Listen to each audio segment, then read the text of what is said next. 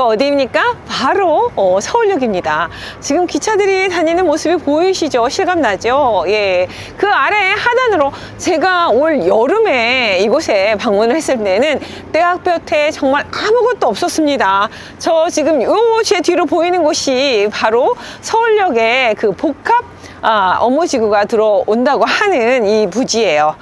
유휴지라고 해야 되죠. 이 유휴지가 곧 개발이 된다고 말씀드렸었잖아요. 그래서 그에 따른 배우 수요들, 저 뒤로 보이는 종로의 빌딩들과 앞으로 들어올 이 유휴지에 컨벤션 센터, 호텔 내지는 오피스들이 모두 들어와야 되는데, 그에 따라서는 배우 주거시설이 턱없이 부족하다라고 말씀드려서, 그래서 바로 신속통합계획을 바로 지정해 준 곳이 바로 요 앞에 있는 만리제로에 위치해 있죠. 그것이 바로 서계 일대와 그 다음에 공덕 11번지, 115번지, 그리고 청파 일가까지입니다. 그렇다면 여러분 눈여겨보셔야 될 거, 앞으로 수혜지획들 어떨까라는 부분에서 제가 한 가지 소식을 더 말씀드리면 아실 거예요. 예, 저 서울역의 유휴지가 착공이 들어갑니다. 언제? 11월 달부터 들어간다고 했는데요. 그때는 아무것도 없었는데 저기 보이십니까? 지금 시추를 하고 있는데 땅을 파고 있는 거죠. 집안 공사가 들어가기 위해서 벌써 이렇게 모든 장비들이 준비가 되어 있는 게 보이시죠? 11월 달부터 드디어 첫 삽을 뜨고 착공을 시작한다라는 거, 바로 시작되었다는 거예요. 그러면 이거와 함께 이어져야 되는 부분이 또 있습니다. 무엇일까요? 역이잖아요. 그러면은 서울에는 중요한 역들이 꽤 많습니다. 그러면서 무슨 발표를 했습니까? 철도 지하화에 대한 또 개발을 하겠다라고 발표를 했죠. 그러면서 그 목표 이슈는 무엇이었습니까? 그 의에 있어서는 바로 균형 발전이라는 또 요런 표명 하에 합니다. 그럼 균형 발전 하면은 우리가 보통 지방과 서울 뭐 이렇게 볼 수 있는데, 지금 이 철도 지하화가 어떤 균형 발전을 이룰까에 대한 부분 여러분 잘 생각하셔야 돼요. 어떤 분들은 서울의 중심축인 서울역 종로 일대보다는 저 창동이나 먼 지역에 그런 곳들이 좀 복합화가 되거나 지하화가 돼서 균형 발전하는데 기여를 할 수 있을 것이냐, 그렇게 돼야 되는 것인가? 라고 생각하실 수 있는데, 저는 그렇게 생각하지 않습니다. 균형 발전 부분에 있어서 철도가 지상화되었을 때에는요, 굉장히 큰 단절 효과를 가져오게 되어 있습니다. 대부분의 제가 부동산에 있어서 지형적인 부분에 있어서 단절 효과를 가져오는 요소를 몇 가지 말씀드린 적이 있습니다. 큰 산이 있거나 큰 하천이 있거나 철도가 있거나 대형 전용 고속도로가 있거나 할 때에는 제가 단절 효과를 가져온다고 말씀드렸어요. 한마디로 커넥션이 이루어지지 못하게 되면 그만큼의 확장성이 떨어지기 때문인데요. 그게 바로 지상철이죠. 여러분 지상철 있는 곳들을 한번 가보시면은 지금 제가 있는 이 서울역에서 용산역까지 한번 말씀드려 볼까요? 서울역에서 용산역, 특히나 보면은 동서로 나뉩니다. 남북이 아니라 동서횡단 단절입니다. 그래서 대부분 동쪽이 보면 업무지라든가 기타 등등 굉장히 잘 발달되어 있음에 불구하고 서쪽으로 이어지는 부분들 보시면 저 서계부터 해서 청파, 그리고 그 아래에 원효로라든가 서울역에서 용산역 철도를 따라서 굉장히 노후화가 돼서 재개발을 하지 않는 곳이 없습니다. 이걸 보실 수 있죠? 하지만 반대편 쪽으로 이 동쪽에 치우친 곳을 보시면 그곳은 바로 한강로를 따라 위치해 있습니다. 한강로 대부분 어떻습니까? 굉장히 초고층 건물들이 굉장히 많이 포진되어 있죠. 하다못해 재개발조차도 유일하게 용산 안에서 구역 지정이 오랫동안 되었던 것들이 다 어디에 있습니까? 바로 동쪽에 있습니다. 저희 서울역에서 가장 가까운 곳이 바로 서후암동도 그렇고요.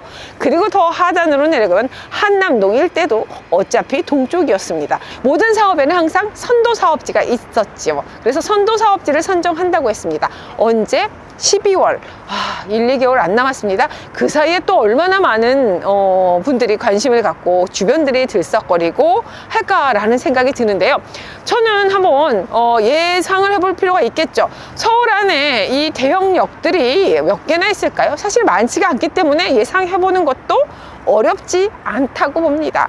첫 번째로는 제가 있는 이 서울역을 시작해서요. 그 다음에 용산역이 있을 테고, 그 다음에 영등포역이 있을 테고요. 그리고 노량진역도 있고, 저 위로 간다면은 청량리역과 창동역, 이렇게 대형 역들, 그리고 거기에 따른 정비창 부지에 유휴지들이 존재합니다.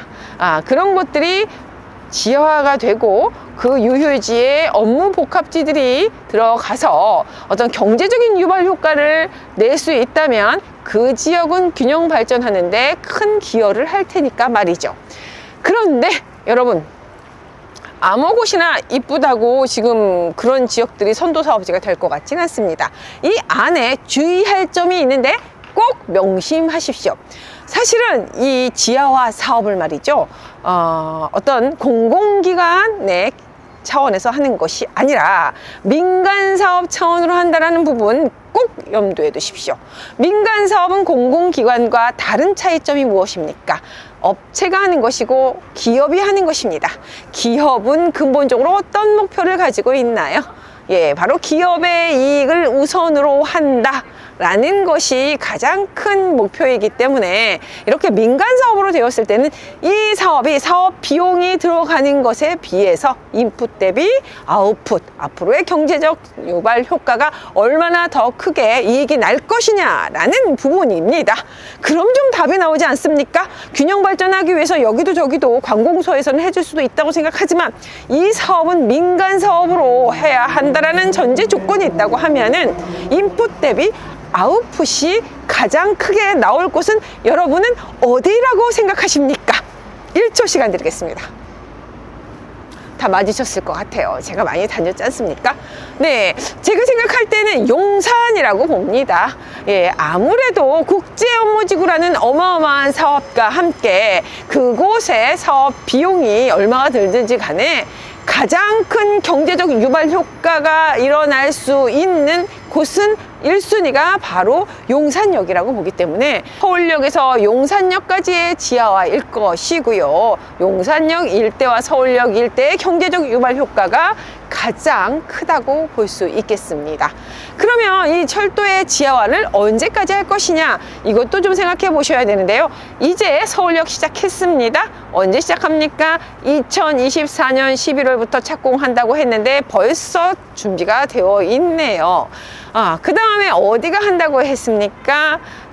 용산에 국제업무지구가 착공을 시작하는 계획이 이미 나와 있지요. 언제입니까? 2025년 하반기입니다. 거의 맞아 떨어지죠? 그러면 완성되어 가는 거 30년이면 입주를 하는 예정을 잡고 있다고 합니다. 국제업무지구가 용산에. 그럼 이것도 같이 비슷한 시기에 모두 다 완성이 되었을 때는 당연히 서울역에서 용산역까지의 철도는 지하로 매립이 되는 것이고요. 그럼 그곳에서는 무엇이 들어올 것이냐? 아주 지난 어떤 철도가 지하화 됐을 때 예시를 한번 들어본다면 혹시 연트럴파크라고 들어보셨습니까? 경의중앙선이 지하로 들어가면서 그곳이 모두 녹지화되고 공원화되면서 굉장히 쾌적했고 주변의 아파트 가격도 굉장히 상승을 했습니다.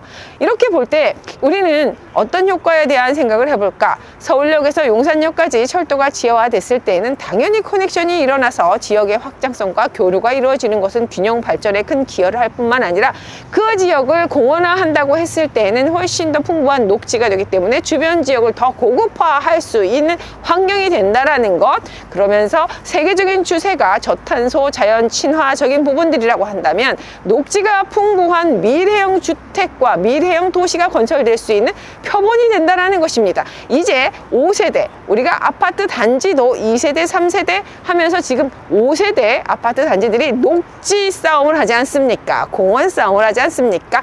고급스러운 가든 말입니다. 도시도 마찬가지입니다. 앞으로는 높은 멋진 초고층 건물과 함께 그런 빌딩 숲 사이로 하단에는 바로 공원과 녹지가 함께 공존하는 것이 바로 글로벌한 미래형 5세대 신도시이기 때문에 우리는 목표가 바로 글로벌 5에 속하는 탑 5에 속하는 도시로 앞으로 건설하는 것이 계획입니다. 제가 이곳을 예측해 봅니다. 그래서 여러분, 만리제로 한번 가보셔야 되잖아요. 이 철도 부분 그리고 눈여겨보셔야 돼요. 만리제로가 시작이 되는데 이미 만리제로라고 하는 곳은요 서계입니다. 이번 6월에 서계부터 해서 공덕 11번지, 115번지 그리고 청파 일가까지 어떻게 했습니까? 예, 신속통합기획 선정을 해주지 않았습니까? 불과 몇 개월 전에 말입니다. 바로 이런 계획들이 크게 자리 잡고 있었기 때문이겠지요. 그래서 그 다음 어떻습니까? 서울역에서 용산역까지 한번 쭉 살펴보십시오. 어디가 또 있습니까? 이미 선정된 곳은 여러분 토지거래 허가구역으로 묶여있기 때문에 조금 늦었다고 한다면 앞으로 선정될 곳은 뻔히 눈에 보인다고 볼 수가 있겠죠. 예, 쭉 따라가 봅시다. 청파 1가까지 됐다면 다음엔 청파 2가일 테고요. 그리고 그 아래로 청파 3가가 있고 그리고 원효로 1가, 원효로 2가, 원효로 3가까지, 원효로 4가까지 많지 않습니다. 철도를 따라서 단절되어서 그동안 낙후되었던 지역들이 개발을 해서 그 큰 시너지의 가장 큰 수혜를 볼 수 있는 것입니다.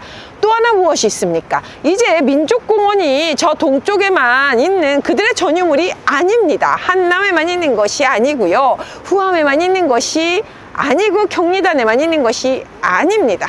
어디에도 철도로 막혀서 먼 나라처럼 보이지 않았던 바로 이 동쪽 축에 위치해 있는 서계와 청파 1, 2, 3, 4가 그리고 우리가 알고 있는 원효로 1가까지 모두 이제는 용산의 민족공원과도 커넥션이 이루어져 있고 도보로 교류가 가능하다는 것.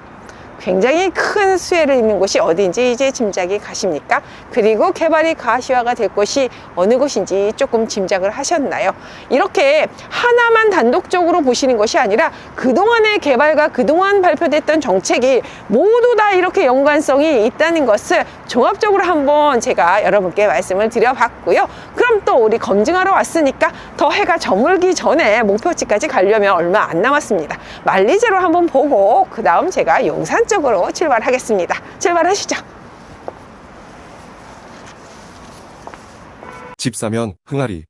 제 뒤로 보이는 만리제로의 노선형 상업지를 할 수 있는 지역을 지금 한눈에 보실 수 있을 텐데요. 도로변에 이렇게 근생 건물들이 노후화되어 있습니다. 그리고 뒤로 살짝 보이시는지 모르겠습니다만 바로 기와 지붕의 빨간 벽돌 보이실 텐데요. 2종 일반 주거가 저렇게 혼재되어 있기 때문에 충분히 노선형 상업지 재개발을 할 수 있습니다만 서계 일대가 대부분 또 신속통합기획으로 올 6월에 지정이 되기도 했지요. 그러면 이런 곳들이 재개발을 할 수 있는데 제가 비교를 항상 해드리죠. 보면은 지금 여기 위치해 있는 어떤 상업시설들이나 지금 영업을 하고 있는 임차인들의 영업의 종류들을 좀 보시면은 어떻습니까? 그렇게 고급형의 그리고 현금 흐름이 좋은 높은 그런 사실은 상업시설들이 아니고 그런 종류들이 점포의 종류가 아니라는 게 좀 보이시겠죠? 이렇게 됐을 때는 우리가 동의호를 받기는 건물주에게 어렵지는 않을 것 같이 보여집니다만 또한 앞으로 걱정되는 것은요.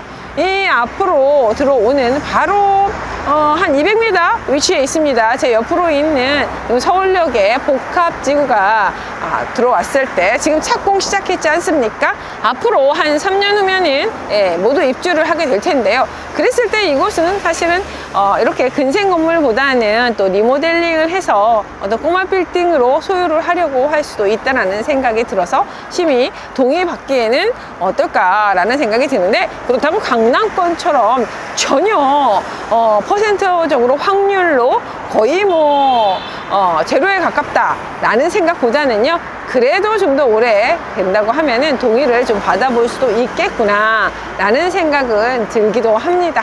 그러면은 우리 다음 지역들을 가야 되니까 갈 길이 멉니다. 용산 한번 출발해 보실게요.